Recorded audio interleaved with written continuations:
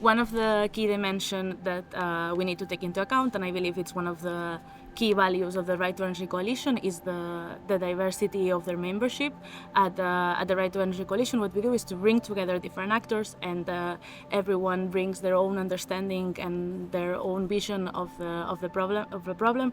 And what we do is to create a space that we just don't. It's not about just adding each other's demands, but it's about creating a space that where we discuss and we try to find comprehensive solutions and comprehensive approaches to tackle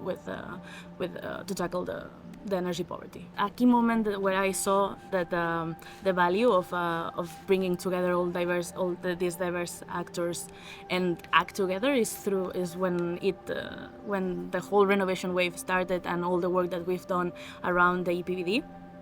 Because here you can clearly see that inefficient and inadequate buildings are one of the root causes of energy poverty. So it's through the renovation of these worst performing homes where the most vulnerable live that we can have like clear benefits for the health and decent living standards for the people. And it's also through the renovation of these buildings that we can lower our greenhouse gases, which is clearly an example of bringing together these different approaches and having like a solution that benefits both the people and the climate.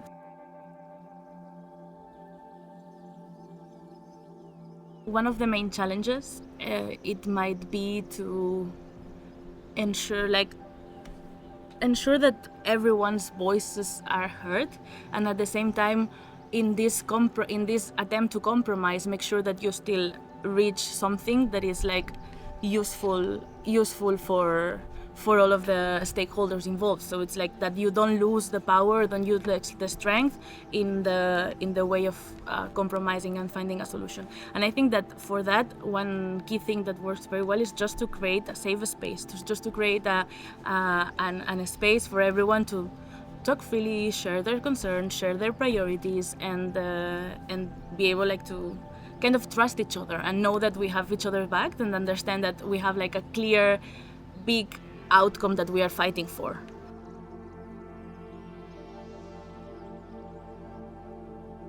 My first advice would be talk to people.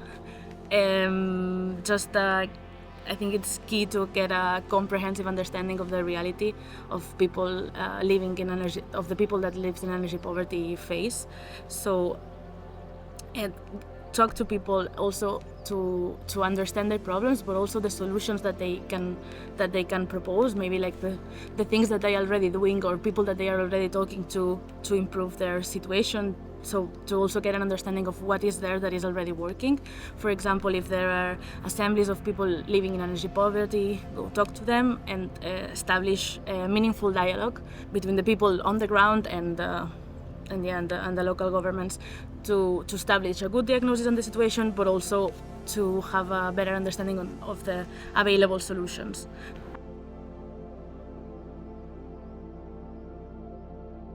When you talk with people with lived experience in energy poverty and they explain their situation, it's very moving, and at the same time it's very frustrating to see. At the same time, it energized me a lot to keep advocating for more stronger and ambitious policies here at the EU level. But also you see that they are not powerless. They are not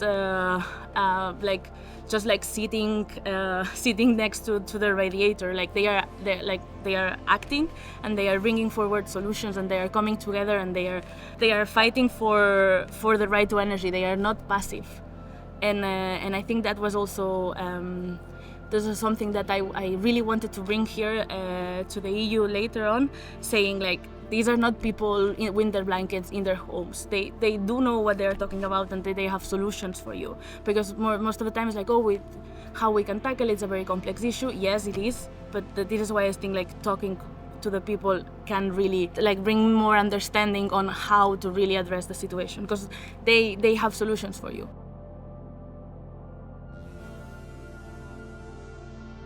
What we've been seeing now more and more with the spike of the energy crisis also kind of like brought forward a lot of these cases was like families that were not considered themselves energy poor, that were reaching their month at the end of the month. Okay, with the spike of the energy crisis and the spike of their energy bills, they suddenly could not afford their energy bills anymore, and they had to choose between paying for their energy bills or going to the supermarket. So these people have now, and like kind of like in the communities where these exist, the assemblies of people living in energy poverty, to get like support from their peers. And what we have seen also is like that kind of like people that have been living in this situation for years have become a support network for people that are just starting to face this situation, and they are like sharing their expertise and sharing kind of like the social tariffs that are available, the procedures that you need to follow in order to get the social tariffs, and at the same time like kind of like these people that unfortunately are falling into energy poverty more and more also become advocates for a system change.